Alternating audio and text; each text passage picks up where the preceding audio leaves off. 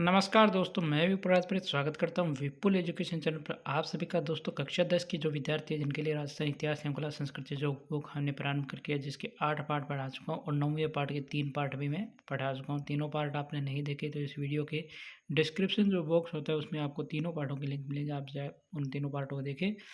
और चौथा पार्ट भी आज हम शुरू कर रहे हैं। आज हम पढ़ेंगे राजस्थानी भाषा साहित्य में जो राजस्थानी गद्य और पद्य की जो विशिष्ट शैलियाँ हैं वो क्या है। सबसे पहले मैं आपको बता दूं गद्य पद्य कहते किसे हैं। आपको वैसे हिंदी के विद्यार्थी आपको ध्यान भी होगा गद्य और पद्य में क्या अंतर है। गद्य को मतलब होता है कि जैसे मतलब हम कोई पाठ जैसे सीधा सीधे ही हम पाठ पढ़ रहे हैं, सीधे सीधे जो गद्य सीधे सीधे जो पाठ होते हैं या कथा रूप में जो होते हैं उन्हें हम कहते हैं गद्य। और पद्य किसे कहते हैं। पद्य मतलब जो आपके श्लोक वगैरह में या छंदोबद्ध तरीके से जैसे कविताएं होती है ना, जो आपकी हिंदी में कविताएं आती हैं, ये सब के सब पद्य में आते हैं। इन सबको क्या कहते हैं, पद्य।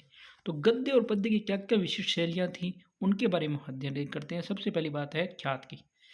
देशी राजाओं देशी राज्यों के राजाओं ने अपने सम्मान, सफलता और विशेष कार्य आदि के विवरण के रूप में अपना इतिहास लिखवा कर संचित किया।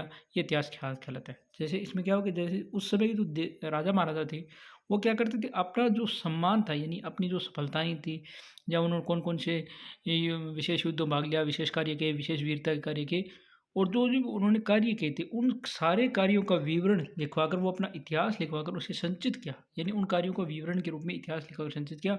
और यही इतिहास क्या कहलाता है, ख्याल। जैसे प्रसिद्ध ख्यालों की बात करें तो दायलदास श्री ख्यात है, जिसमें बीकानेर के राव भीकाजी से लेकर महाराजा अनूप सिंह तक का इतिहास है संचित है। यानी राव भीका से लेकर अनूप सिंह तक का जो इतिहास है वो किसमें है, दायलदास श्री ख्यात में। मृणोत्नयन से ख्यात लगी है, मृणोत्नयन श्री ख्यात इस परंपरा की विशिष्ट रचना है। तो ख्यात आप समझ गए किसे कहते हैं, जो राजा महाराजाओं का मतलब विशेष कार्य जो होते थे उनका जो इतिहास होता है, एक प्रकार इतिहास है, वही ख्यात है। दूसरा आता है वचनिका। देखो, संस्कृत के वचन शब्द से बना वचनिका शब्द एक काव्य विद्या के रूप में प्रचलित हुआ। यानी संस्कृत के वचन से बना हुआ है वचनिका शब्द, ये क्या एक काव्य विद्या के रूप में, यानी एक जो काव्य की जो विद्या होती है मतलब जो आपके गद्य पद्य की रचना होती है उस रूप में वचनिका जो है एक ऐसी तुकांत गद्य पद्य रचना होती है। तुकांत का मतलब क्या होता है, एक मतलब अंत में जैसे शब्द आते हैं ना, जैसे एक वाक्य के लास्ट में अंत, दूसरे वाक्य के लास्ट में है संत, ऐसे मतलब तुकांत है। मतलब जिनमें जो है आपको ऐसे मिले जिसमें तुकांत हो, मतलब ऐसी मतलब में आपको पंक्तियाँ मिलती है ना, उसे तुकांत कहते हैं। जिसमें अंत्यानुप्रास मिलता है, अंत्यानुप्रास मिलता है। यद्यपि इनके अपवाद भी मिलते हैं, यानी इनके अपवाद भी मिलते हैं। राजस्थान की प्रसिद्ध दो जो है वचनिकाएं बहुत प्रसिद्ध, एक तो शिवदास गार्डन करता है अचलदास खिंचीरी वचनिका, और एक खिड़िया जग्गारी कहे राठौड़ रतन सिंह महेश दासोतरी वचनिका, ये दो प्रमुख वचनिकाएं हैं। उसके बाद हम बात करते हैं दवे वेद की। देखो, दवा वेद क्या है, कलात्मक गद्य का अन्य रूप है, यानी कलात्मक गद्य का रूप है जो वचनिका के काव्य की तरह ही होता है। वचनिका राजस्थान में लिखी जाती है जबकि दवावेद जो है ये उर्दू और फारसी शब्दों में लिखी जाती है। इसमें कथा में नायक का गुणगान, नायक मतलब जो राजा होता है या जो वीर होता है उसका गुणगान, राज्य वैभव यानी उसके पूरे राज्य का वैभव, मतलब उसमें क्या क्या चीज़ें हैं, उन्होंने कौन कौन से युद्ध लड़े, आखेट मतलब शिकार, नख आदि का वर्णन। नख का मतलब होता है नख लेकर सिख तक का वर्णन करना या सिख नख का वर्णन करना। मतलब जिसमें हम बात करें कि हमारे जो मतलब सिखा जो मतलब सर से लेकर पैर तक का वर्णन करना, यही नक्श का वर्णन कहते हैं।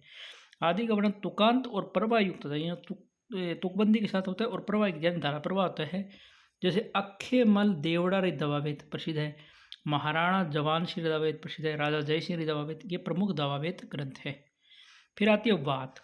कहानी की तरह बात कहने और सुनने की विशेष विद्या होती है। यानी जैसे कहानियाँ सुनते हैं आपने ज़्यादा, आपने अपनी दादी माँ से या नानी माँ से जो भी कहानियाँ सुनी उसी की तरह बात होती है। कथा कहने वाला कहता चलता है और सुनने वाला हुंकारा, बीच में हाँ जैसे शब्दों का प्रयोग। जैसे कथा का उल्लेख श्रोता, जैसे हमें दादी माँ या नानी माँ कोई कहानी सुनाती थी उस समय हम जैसे मतलब हुंकारा हूँ ऐसे करते थे, वो तो उसमें क्या उनको भी अच्छा लगता था कि भाई सुनाने वाले को। उसी प्रकार से इसमें हुंकारा देना होता है जिससे कथाकार भी ये लगे, श्रोता रुचि लगे। अगर आप ये सोच लो कि अगर कथाकार तो कहानी कह रहे हैं और श्रोता हुंकारा नहीं दे रहे तो कथाकार को भी सुनाने में मजा नहीं आएगा, उसे लगा कि श्रोता नीरस हो रहे हैं।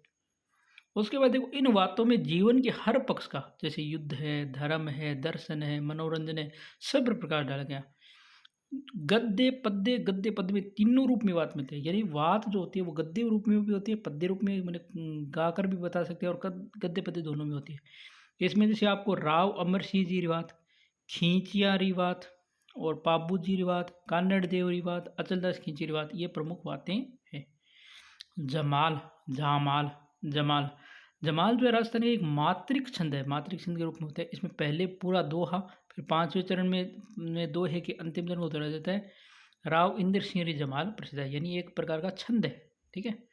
फिर है झूलना, ये भी राजस्थान काव्य का एक मात्रिक छंद है। इसमें 24 अक्षर के वर्णिक छंद के अंत में यज्ञ होता है, मतलब जो यज्ञ जो होता है छंद के अंदर वो होता है। इसमें जैसे आपकी अमर सिंह राठौड़ झूलना, राजा गज सिंह झूलना, राव सुल्तान देवड़ा झूलना, ये झूलना रचनाएं हैं।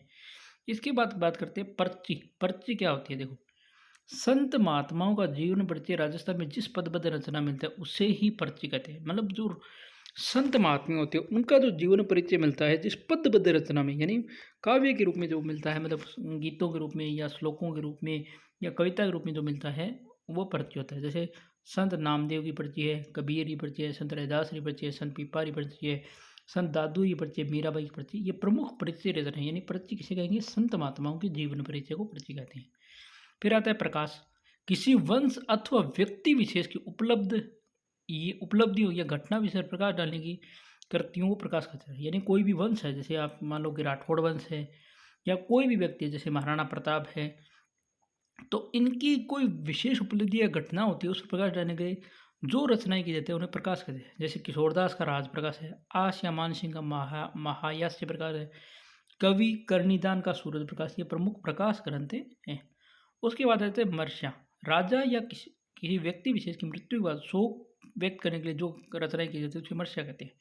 इसमें उन व्यक्तियों के चारित्रिक गुणों के अतिरिक्त अन्य मान कार्यों का भी वर्णन किया जाता है। राणे जगपत रामर्षा, मेवाड़ महाराणा जगत सिंह की मृत्यु को शोक प्रकट करने के लिए लिखा गया था, ठीक है। तो ये इसमें क्या कहते हैं, मतलब जो भी व्यक्ति मृत्यु होती है उसकी, मतलब उसके बारे में वर्णन किया जाता है। फिर आता है रासो। मोतीलाल मेहरा ने कहा कि जिस काव्य कृत में किसी राजा की कीर्ति, विजय, युद्ध, वीरता आदि का विस्तृत वर्णन उसे रासो कहते हैं। मतलब उसमें रासो क्या होता है कि उसमें क्या राजा की जो भी कीर्ति है, उसका विजय है, क्या क्या उसने युद्ध लड़े, उन सब का वर्णन रासो में आएगा। जैसे रासो ग्रंथों में चंद्र का पृथ्वीराज रासो प्रसिद्ध है, नरपति नालय का विशलदेव रासो प्रसिद्ध है, गिरधार राशि का सगत रासो, दौलत विजय का जो है आपके कुमार रासो है, कुंभकर्ण का रतन रासो है, और जोधर का आमी रासो, ये प्रमुख रासो ग्रंथ है। फिर आते हैं रूपक, कोई भी वंश अथवा व्यक्ति विशेष की उपलब्धियों के स्वरूप को दिखाने वाले कृति भी रूपक कहलाती है। जैसे प्रकाश सर ने वैसे ही रूपक भी है, जैसे गज गुण रूपक, रूपक गोगा गोगा देजीरो, गोगा देजीरो, राज रूपक, ये प्रमुख है काव्य। फिर आती है विगत, विगत से किसी विषय का विस्तृत विवरण बताना, कोई एक विषय का विस्तृत विवरण, इसमें इतिहास की दृष्टि से शासक और उसके परिवार और राज्य क्षेत्र के प्रमुख व्यक्ति, उनकी जो राजनीतिक, सामाजिक और व्यक्तित्व का वर्णन विगत से मिलता है। विगत में उपलब्ध आंकड़े आर्थिक दृष्टि भी उपयोगी रहते हैं, मतलब पूरा उस क्षेत्र का पूरा वर्णन, जैसे सामाजिक, आर्थिक, राजनीतिक सारा वर्णन। जैसे मनोहर नैणसी की मारवाड़ रा परगना विगत में उस परगने की आबादी, यानी मारवाड़ की पूरी आबादी, उसकी किस प्रकार रेख है, भूमि की संख्या आती है, फसलों का हाल, सिंचाई के साधन आदि सभी जानकारियाँ प्राप्त होती है। फिर आती है वेली। वेली ग्रंथ जो है वेलियो छंद में लिखे हुए हैं, इसके अलग अलग विषय रहे जो धार्मिक भी रहे, ऐतिहासिक भी रहे। जैसे दाई दास जेतावत रिवेली, रतन सिंह खीवावत रिवेली, राव रत्न रिवेली। इसी प्रकार वेली में प्रमुख ग्रंथ है पृथ्वीराज राठौड़ की लिखी वेली किशन रुक्मणीरी। इसके बाद आता है साखी। साखी जो है साक्षी शब्द से बना हुआ है, ठीक है, साक्षी शब्द से बना है। साखी परक रचनाओं में संत कवियों ने अपने अनुभव द्वारा जो भी ज्ञानों वर्णन किया उन्हें साखियों में या सोठों में प्रस्तुत किया। जैसे कबीर की साखियाँ प्रसिद्ध है। और फिर है शिलोका। शिलोका साधारण पढ़े लिखे लोगों द्वारा लिखे गए जन साधारण की भावनाओं को आमजन तक पहुँचाना। जैसे राव अमर सिंह रा शिलोका, अजमाल जी रा शिलोका, राठौड़ कुशाल सिंह रा शिलोका, भाटी केहर सिंह रा शिलोका आदि मुख्य शिलोका ग्रंथ है, ठीक है। तो इसमें हमने जो है आपकी गद्यपति शैली देखी। अब एक पार्ट और आएगा जिसमें आपको हम आधुनिक राजस्थानी साहित्य के बारे में बताएंगे और फिर इस पार्ट के प्रश्नोत्तर करवाएंगे, ठीक है। तो यह था आज का वीडियो। अगर ये वीडियो पसंद आई तो इसको लाइक, शेयर और कमेंट कर देना। चैनल पर पहली बार है या अभी तक चैनल को सब्सक्राइब नहीं करेगा, चैनल सब्सक्राइब कीजिए, बेल आइकन घंटी दबाकर। धन्यवाद दोस्तों, जय हिंद, जय भारत।